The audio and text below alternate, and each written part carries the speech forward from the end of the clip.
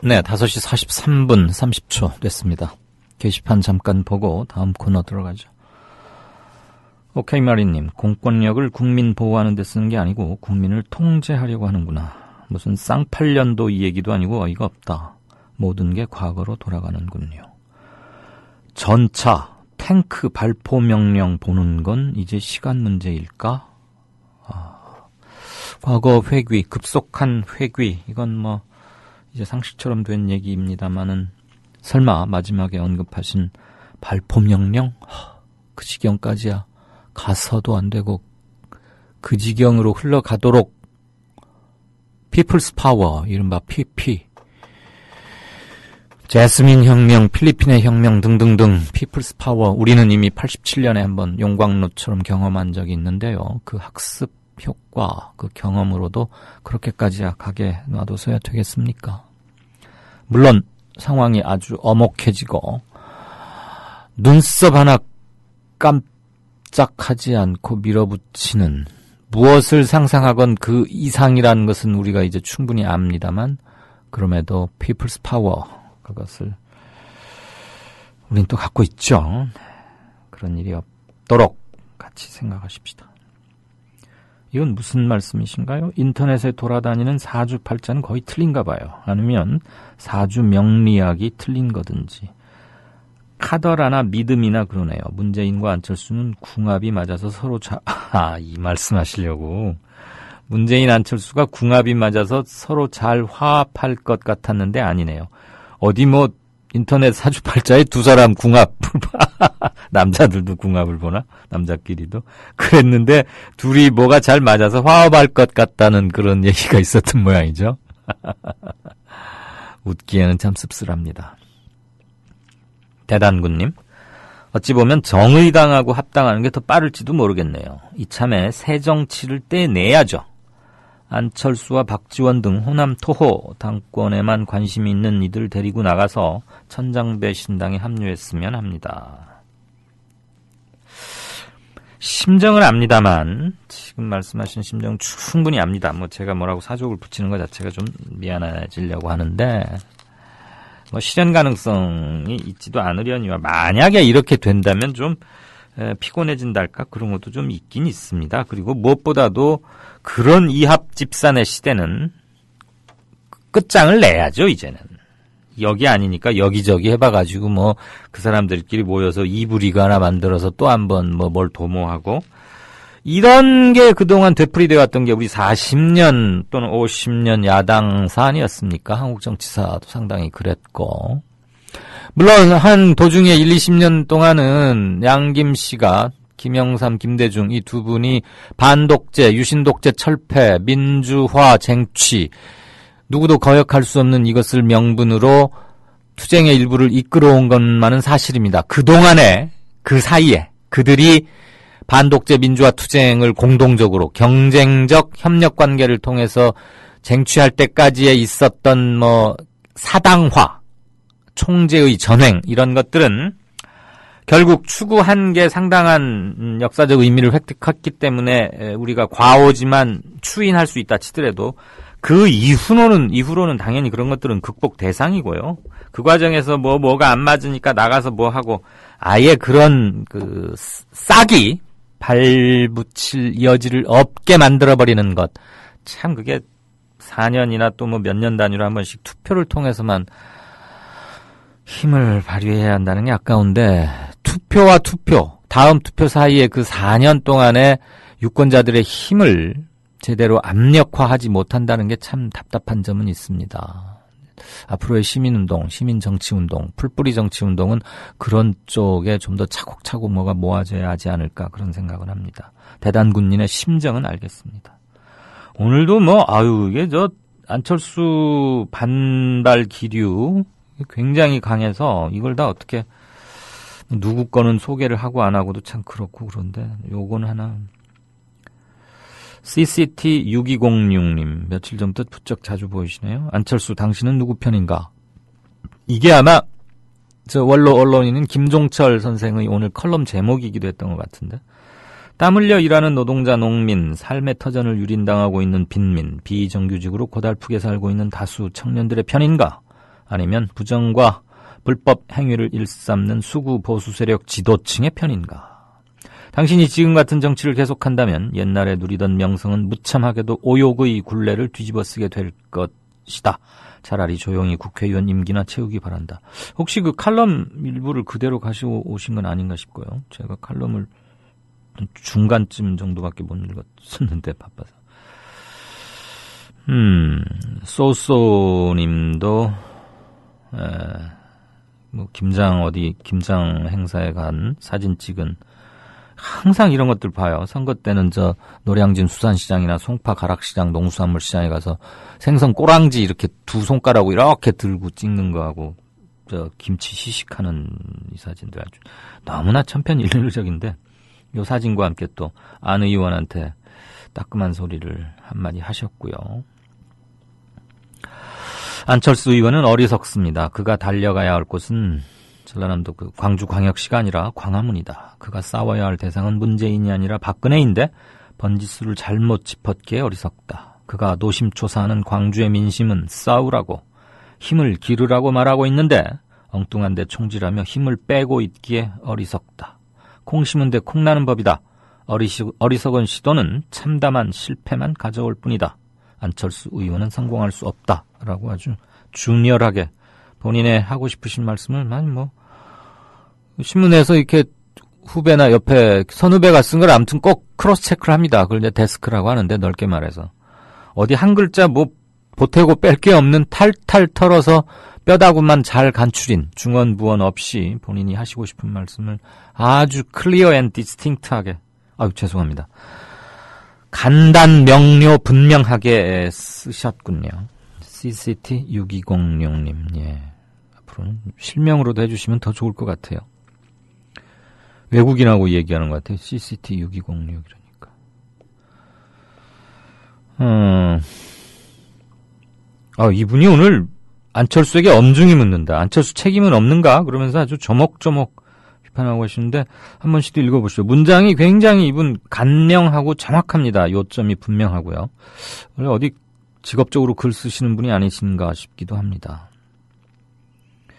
애국군인이 되거라. 치료비는 다 네가 내고. 이런 거 누가 만들죠? 아이고, 참 답답합니다. 이거 향수원, 치 떨리는 80년대 그 사진 누가 올리셨네요. 어디 민주화운동 기념관, 박물관 같은 데서 있을 법한데, 백골단 어느 청년이 그 방독면까지 쓰고, 그러니까 최루액이 막 난사되고 막 이러니까 시민을 그냥 옆발차기로 얼굴을 가격하는 장면 그대로 나와 있네요. 네, 파이바 그랬죠. 파이바. 그 쓰고 있는 하얀 경 헬멧 파이바라고 했던 거. 얘들은 그 조그만 색을 등 뒤에 메고 다녔는데, 지금 이 친구에도 나오네요. 앞뒤 그 속에 휴대용 사과탄 이런 거, 그다음에 곤봉 이런 거 들고 다니고 아주 날렵하게 그랬습니다. 가두 시위 때 무슨 골목에서 맞닥뜨리면 정말 그건 살의가 이렇게 전달되어 오는 전율, 그런 기억이 생생합니다. 대리기사 하시는 우리 조합원님 분들 중에도 그런 분 많이 계시지만 참 힘들게 버셔서 이렇게 내시는데, 그분들 생각하면 숙연해지고 송구해집니다. 우리 조합원님들 중에도 대리기사 하시는 분들 많으신데 겸사겸사 윈윈해라, 음주운전은 절대 안 된다고 사도요한님 강조하셨습니다. 맞습니다. 네. 나머지 댓글들은 조금 있다가 챙겨드리겠습니다. 미디어 협동조합이 벌이는 싸움은 단번에 끝나는 단거리 달리기가 아니라 마라톤입니다. 반만 년 동안 기승을 부려온 기득권 논리, 또 기회주의가 어찌 일거에 숙청되겠습니까? 인내심과 지구력을 갖고 천천히 또박또박, 그리고 신랄하게 헤쳐나가야 합니다. 국민TV의 조합원이 되어주십시오. 이 사술과 기만의 시대 언제까지 방치하겠습니까? 국민TV가 가장 무서운 견제자로서 어둠을 해치고 썩지 않게 하는 힘이 되겠습니다. 이제 가입하실 때가 됐습니다. 미디어 협동조합 홈페이지 국민.tv 또는 mediacoup12@gmail.com의 문호는 24시간 열려 있습니다. 다 함께 자부심으로 물려줄 세상을 만듭시다. 누가 아는 바로 당신이 할 일입니다.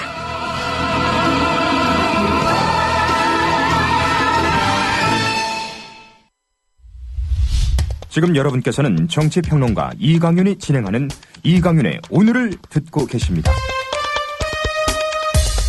이강윤의 오늘은 팟캐스트 포털 팟빵에서 다시 들으실 수 있습니다. 의견과 건의가 있으시면 게시판에 남겨주세요. 네, 경제뉴스 브리핑 받으시겠습니다. 한국경제TV 이인철 기자, 안녕하십니까? 여보세요? 이인철 기자? 네. 네네네. 조금 연결이 매끄럽지 못했군요. 지금은 잘 들리시는지요? 네. 네. 한중 FTA 결국 국회 본회의 통과했는데요. 대충 중국 수출의 분기점이 될 것이다. 이런 예상들이 압도적이죠? 그렇습니다. 한중 FTA 비준안이 이제 협상 타결 1년여 만에 이제 국회 벽을 넘었죠.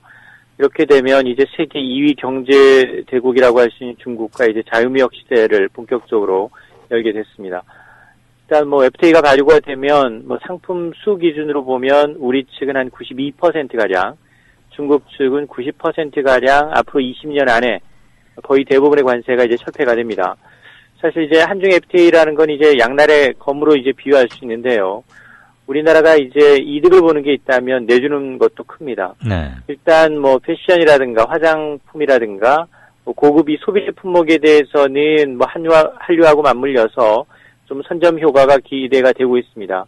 그러나 이제 석유화학이라든가 기계품이라든가 가공식품이라든가 이런 노동 집약적 이 업종에 대해서는 상당히 좀 어려움이 있지 않겠느냐라는 관측이 나오고 있는데요.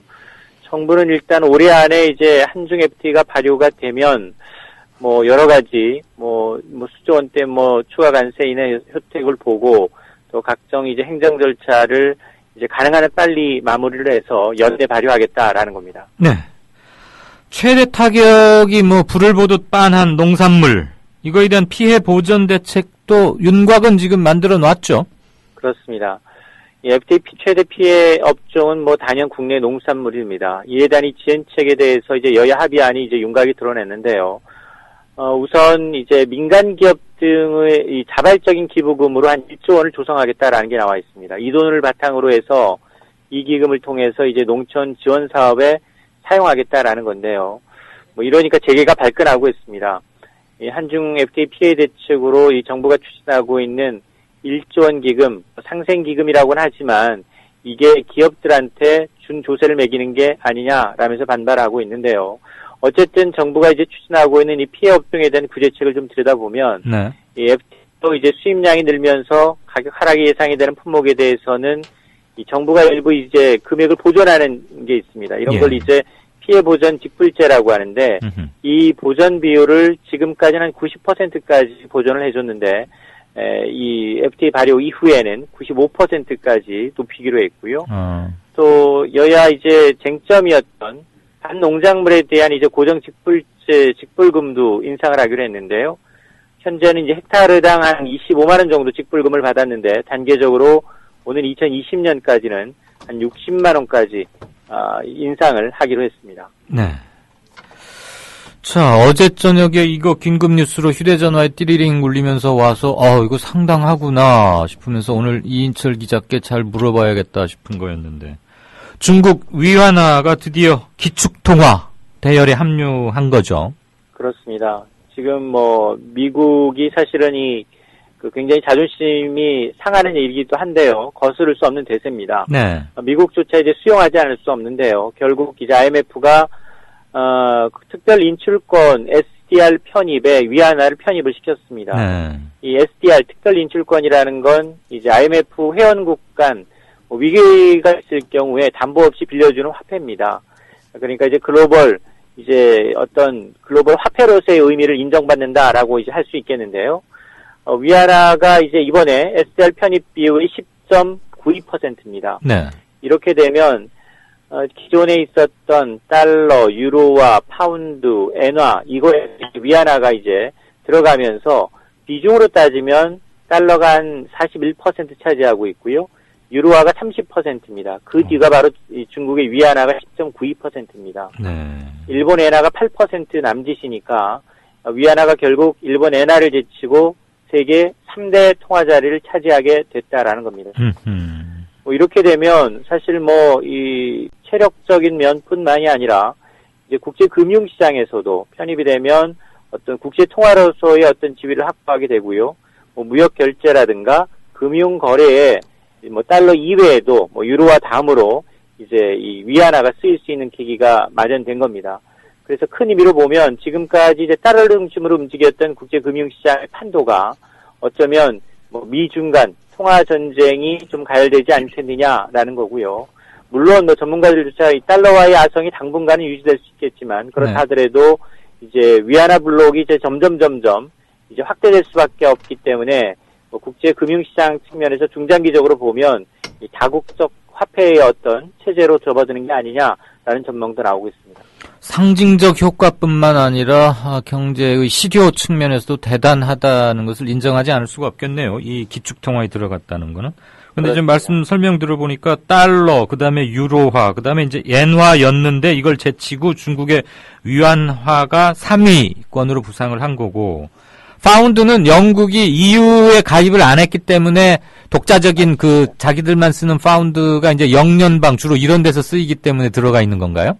그렇습니다. 그리고 이제 사실은 영국 파운드화는 최초의 기축통화였습니다. 달러 근본이 이전에는 영국 파운드화가 이제 가장 큰 이제 기축통화였다가 이후에 이제 달러 패권으로 이제 브레튼 우드 체제 넘어가면서 금과 달러로 이제 넘어가는 과정이 있는데요. 네. 어쨌든 뭐 지금 이 유로존에 포함이 안 됐기 때문에 이 파운드화도 이제 들어가 있긴 하지만 그러나 이제 파운드화 역시 미미한 점점 중국에는 이제 위세에 이제 눌리는 형국입니다. 그렇군요. 이른바 대영 제국, 미국에 의해서 세계 패권이 넘어가기 전에 마지막 휘어잡았던 대영 제국 시절에 그 파운드 위력 때문에 기축통화 노릇을 했었는데 지금은 뭐 거의 미미하고 달러가 40이 넘고 유로화가 30%, 그다음에 위안화가 10.8, 11% 된다니까 이거 세 개 합치면 80%가 훨씬 넘어버리네요.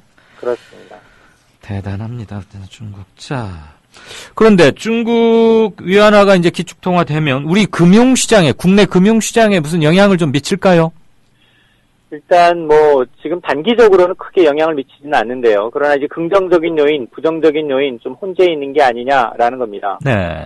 일단 이제 긍정적인 면을 좀 보게 되면 어차피 우리는 중국 의존도가 굉장히 높습니다. 네. 무역이나 이제 자본 거래에서 위안화의 어떤 결제 비중이 이제 늘어나게 되면 그만큼 이제 위안화 허브로서 어떤 이 금융시장이 성장하기 때문에 그동안 우리는 좀 달러 의존도가 좀 지나치게 높았습니다.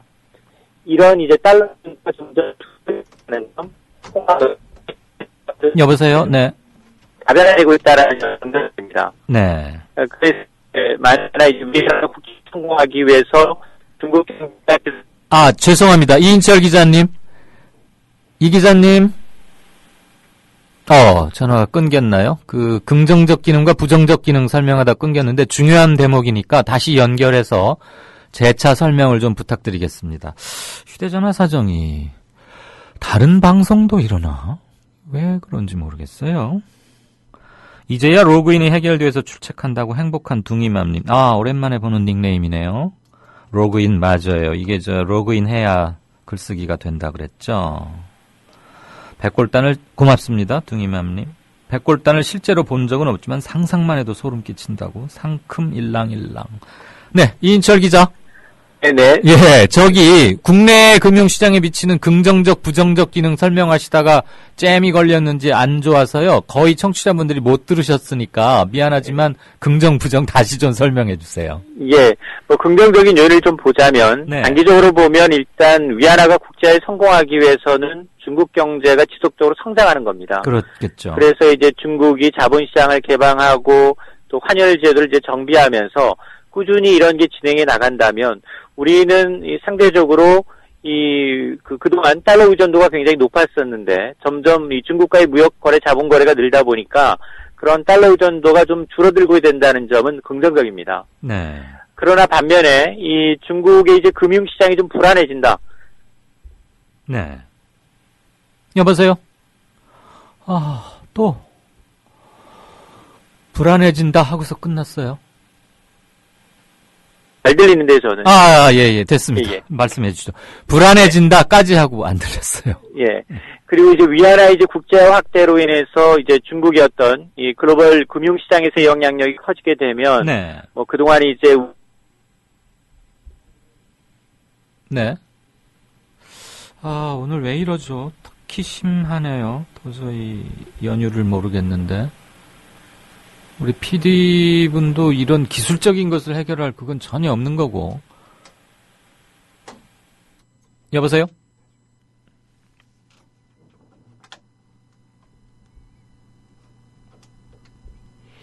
네, 다시 한번 연결 마지막으로 해보겠습니다. 우리가 뭐든지 하나 똑바로 매듭 짓고 넘어가야죠. 지금 전화가 잘 안 된다고 그래서 그럴 수는 없고. 자꾸 끊기는데 뭔가 방해하는 뭔가 있는 게 아닐까요? 나라사랑님이 그러셨고. 양쟁대 타임이 이인철 기자에게 넘어간 게 아니냐고 사도요한님. 여보세요? 네. 예. 아이고 오늘 애쓰시네요. 네, 말씀 이어가 주시죠. 예. 그래서 이제 중국 시장의 이제 변동성이 커질 경우에는 이제 우리 시장도 당연히 이제 영향을 받을 수 없기 때문에 네네. 뭐 글로벌 금융 시장에서 중국의 이제 영향력이 커지면서 상대적으로 이제 이 불어오는 국내 증시에서 어떤 자금 유출이라든가 이런 이 가능성은 분명히 리스크 요인입니다. 네, 잘 알겠습니다. 덕분에 아무튼 중국 위안화가 기축통화되는 과정에서의 여러 영향력이나 의미 이런 것들은 수업을 한 2번, 3번에 나눠 걸쳐서 들었지만 똑똑이는 새겨질 것 같습니다. 자, 삼성그룹 사장단 정기 인사가 단행됐는데 예상보다는 소폭이었다. 뭐 장사를 잘 못했다는 얘기입니까? 뭡니까? 일단 뭐 이재용 부회장이 어쩌면 조금 이 변화, 개혁, 파격적인 것보다는 좀 안정을 택한 게 아니냐라는 분석입니다. 네. 삼성그룹 사장단 승진이 6명이었는데요. 총 합쳐서 15명 정도의 인사 발령이 있었는데 평상시에는 한 6명에서 한 9명 정도 승진 인사가 좀 많았습니다. 그렇게 되면 뭐 중폭 이하, 소폭 인사다라는 정도인데요. 그리고 이제 삼성전자를 대표하는 권오현 부회장이라든가 윤부근 사장, 신종균 사장 등 3인방이랑은 이제 유임이 됐는데 뭐 이걸 보면 이 부회장이 어떤 위기 상황에서 장수를 교체하지 않고 자연스럽게 어떤 후진을 양성하면서 차세대 리더를 좀 키우는 그런 이 점진적 변화를 추구하고 있는 게 아니냐라는 건데요. 네. 또 하나의 특징적인 것은 이번 인사에서 삼성일가 승진 인사는 아예 없었습니다. 이부진 호텔신라 사장도 그렇고요. 이선 이 삼성물산 패션 부분 사장도 그렇고요. 또 이재용 부회장도 그렇고 현 직위를 그냥 그대로 고수를 했고 네. 다만 이제 이서연 사장의 경우에는 기존에 이제 삼성물산 패션 부분 경영기획 담당 사장 겸 제일기획 경영전략 담당이었는데 이 패션 부분 부문장으로 네. 이 패션 사업에 이제 집중해서 총괄 업무를 맡게 된 것만 조금 특징적입니다. 그 하나 듣다 보니까 질문이 생기는데요. 네. 이재용, 이부진 등등 2세, 3세, 그러니까 이건희 회장으로 보면 이제 2세인데 이런 사람들 인사는 아버지인 이건희 씨만 할 수 있는 거 아니에요? 근데 지금 뭐 아버지 그러니까 안 돼, 아버지가 예. 예. 아무튼 그래서 여러 가지 의미로 소폭 인사에 그쳤다 이런 얘기입니다. 네, 잘 들었습니다. 네, 감사합니다. 네, 지금까지 한국경제TV 이인철 기자였습니다. 전화 상태가 고르지 못해서 이건 뭐 제가 사과는 드립니다만 도무지 저도 어안이 벙벙하네요. 갑자기 방향을 타는 것도 그렇고 아무튼 여러분들 들으시느라고 애 많이 쓰셨습니다. 네.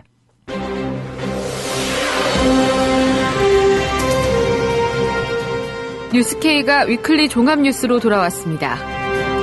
깊이 있는 취재, 날카로운 시선이 담긴 뉴스가 시청자 여러분을 찾아갑니다.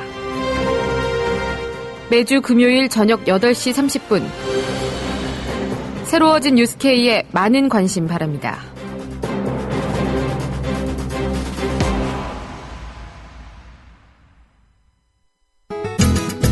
월간 다운로드 수 1000만, 팟캐스트계의 에이스 국민 라디오가 광고주를 찾습니다. 직접 찾아서 선택해 듣는 방송, 청취 몰입도가 높은 방송, 지상파 케이블 광고와 차원이 다릅니다. 부담 없는 가격, 소비자의 열띤 반응, 전혀 다른 광고의 블루오션을 경험해 보십시오. 국민라디오 @gmail.com으로 문의해 주시면 상세히 안내해 드리겠습니다.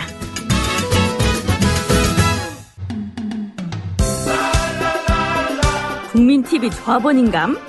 나가지 있게 지역협의회 가입해야 쓰겠어. 국민TV 조합원이요? 지역협의회 가입해야죠. 국민TV 조합원 맞나? 퍼뜩 지역협의회 가입해 안 카나? 국민TV 조합원에 가입하고 조합비를 내고 국민라디오와 국민TV를 시청한다고 조합원으로서의 만족이 전부냐? 결코 아닙니다. 가까운 지역협의회에 가입하셔서 가까이 사는 조합원과 동지애를 나누십시오.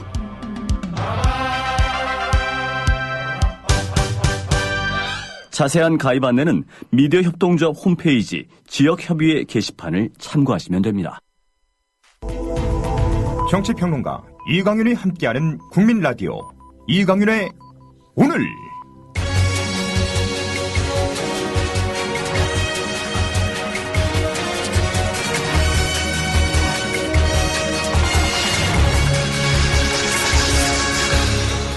이강윤의 예리한 시각. 이제는 뉴스의 행과 간을 짚어냅니다.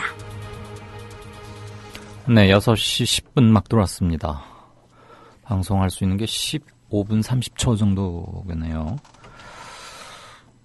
새정치연합, 이른바 문안박 연대가 안철수 의원의 역제안, 수정제안인데 실질적으로 문안박 연대를 거부하는 그것 때문에 지도력 공백 상태에 빠졌고, 무엇보다 더 답답한 것은 앞으로 어떻게 될 것인가 이겁니다. 불과 선거는 넉 달 반 정도밖에 남지 않았습니다. 특별히 오늘 행간 역시 어느 컬럼이나 기사 이런 거의 한 대목을 가지고 말씀드리지 않겠고요. 제가 생각하는 새정치연합에게 지금 필요한 게 무언가라는 것을 그냥 정치평론하는 이강윤의 자격으로 말씀을 좀 드리고자 합니다. 가제는 새정년에게 주문하는 또는 들려주고 싶은 마지막 처방전 이런 정도로 하겠습니다. 긴 말 필요 없고요. 바로 본론으로 들어가서 한 7가지 것을 짤막짤막하게 말씀드리고자 합니다. 새정년에게 주문하는 저의 요구사항 또는 마지막 처방전입니다. 첫째, 지난번 김상곤 혁신위의 주축 멤버들 중에서 내년 4월에 출마할 사람들은 빼고 또 필요하면 몇몇 비중 있는 내외 인사들은 보강할 필요는 있겠죠. 어쨌거나 김상곤 혁신위의 주축 멤버들을 중심으로 약간의 인원 변동은 하고 혁신공천위원회라는 것을 구성하시라. 그리고 그들에게 공천 전권을 부여하자 이겁니다. 이 기구 외에 어느 누구도 공천에서 완전히 손을 떼야 합니다. 문재인이건 누구건 안철수건 누구건 지역 토호건 누구건 간에요. 그냥 똑같이 공천 심사를 받아야 하는 법 앞에 모두 평등한 시민처럼 말이죠. 그렇게 돌아가시라. 그 다음에 혁신공천위를 구성할 때 이른바 원로급들 그동안 당의 대표 고문들 지내가지고 이렇게 제사상에 웃기 배려하듯이 안배 차원에서 이렇게 하곤 했는데 그런 거 형식적이고 그렇다고 당이 화합되는 것도 아니고 대단한 경륜이 나오는 것도 아닙니다. 그래서 저는 안배 차원에서라면 습관적으로 해왔던 원로급 모시는 거 그런 거 굳이 하지 마라. 공천의 요체이자 기준은 세대 교체여야 합니다. 그리고 제1야당의 주요한 세력을 이뤄왔던 그동안의 주요한 세력들 이번에 그 세력도 교체해야 합니다. 쉽게 말해서 야당이라는 이름표 명찰만 그대로 두고 문패는 그대로 두고 내부 사람들 최대한 바꿔보자는 겁니다. 그게 마지막 기회이자 그렇게 바꾸지 못하면 앞으로 있을 큰 선거 하나마나 빤합니다. 왜? 관성의 법칙 때문에 그렇습니다. 당내 역학구도? 그런 거 따질 때 아닙니다. 그거는 평상시에 치르는 전당대회 같은 거 앞두고는 따지는 겁니다. 지금 역학구도 따져서 공천심사 혁신공천위원회 만들고 그래서는 될 일도 안 됩니다. 제가 왜 이런 말씀 드리냐? 이른바 유권자들, 민심, 민의의 반영 비율 같은 것은 그러니까 민의의 반영 비율 같은 공천심사의 세부 기준은 그 혁신공천위에 다 맡기면 되는데 이미 만들어 놓은 혁신안에 안심번호제 등을 기축으로 해서 상당 부분은 그 얼개가 짜여져 있습니다. 혁신안 보따리에 꽁꽁 싸놓으려고 그 여름 내내 전국 돌아다니면서 시간 석 달 써가면서 만들었던 겁니까? 해보지도 않고 시행도 안 해볼 혁신안을 뭐하러 만들었던 겁니까, 그러면? 두말 없이 실천해야 합니다. 좀 더 확실하게 실천하기 위해서 그 혁신위의 멤버를 주축으로 하되 보강을 통해서 혁신공천위원회도 주자. 그리고 지금부터는 오로지 총선체제 국면으로 바꿔서 비상하게 대응하라, 이런 뜻입니다. 두 번째, 문재인, 김영춘, 안철수, 조국, 김성식, 오거돈 이상 최소 6명, 물론 이 중에는 정치 안 하겠다고 손살에 치는 사람 분명히 있겠지만 어쨌거나 이건 제 생각입니다. 이런 사람들 부산에서 벨트, 띠를 이루어서 출마하고 김무성, 박민식, 정의화, 안경률 등등 부산 출신의 새누리 이른바 거물급들과 1대1 젊은 애들 말로 다이다이로 붙으십시오. 부마항쟁 시절에 그 부산으로 판가리를 하십시오. 그리고 문재인, 안철수, 조국 등등등 부산에 나가면 다른 지역 선거 신경도 쓰지 마십시오. 오로지 부산에서 싸워서 이기십시오. 당신들끼리 쭉 선거구를 이어갔든 어떻게 하든 연대를 해서 벨트를 만들어서 붐을 일으키고 옛날의 전통적인 야성의 도시 김영삼의 민주화 투쟁을 배후 지원했던 그 부산으로 바꿔놓으십시오. 부산에서 사즉생의 승부를 걸어야 합니다. 그리함으로써 부산 이퀄 새누리 텃밭이라는 등식을 근본부터 흔들어 버리십시오. 부산에서의 변화가 그 발신지가 전국으로 퍼지게 몸을 다해서 싸우십시오. 그게 부산이 자랑하는 거물, 얼마 전에 타계한 김영삼 전 대통령의 가장 큰 정치적 과오 3당 야합의 독소조항 후과를 씻고 대신 속죄하는 길이기도 합니다. 부산의 후배들 단합해서 당신들의 영원한 선배이자 거물인 김영삼의 과오도 씻고 부산의 명성도 되찾으십시오. 다음 세 번째, 삼고초려의 예의를 갖춰서 손학규 전 경기지사 어쨌거나 정치 일선에 복귀시키고 수도권, 강원, 중부 등 가급적이면 전국 유세를 지휘할 수 있는 권한과 권위와 자세 이런 것들을 공식적으로 부여했으면 좋겠습니다. 이 일은 상당히 중요한 의미를 가지니까 김상곤 같은 혁신공천위원회 위원장급이 직접 나서서 했으면 좋겠습니다. 예의를 갖춰서 여러 번 찾아가서라도 모셔오는 게 필요하다고 봅니다. 다음 네 번째, 386 출신의 의원들 그리고 일부 탄돌이라고 불리는 사람들, 그간에 습관적으로 여러분들은 주류에만 편승해 왔습니다. 그거 반성하십시오. 제대로 일한 거 있습니까? 그리고 각자가 출마한다면 오로지 자신의 힘으로 각자의 전투에서 도생하십시오. 그간 별로 한 일 없이 전대협이나 한총련 계급장으로만 지내온 건 아닌지 반성하십시오. 그런 사람들은 낙천이라는 보약을 먹어야 합니다. 다섯 번째, 대구의 김부겸 후보를 지원하십시오. 다만 대구의 특별한 정서 아시죠? 이른바 TK 정서.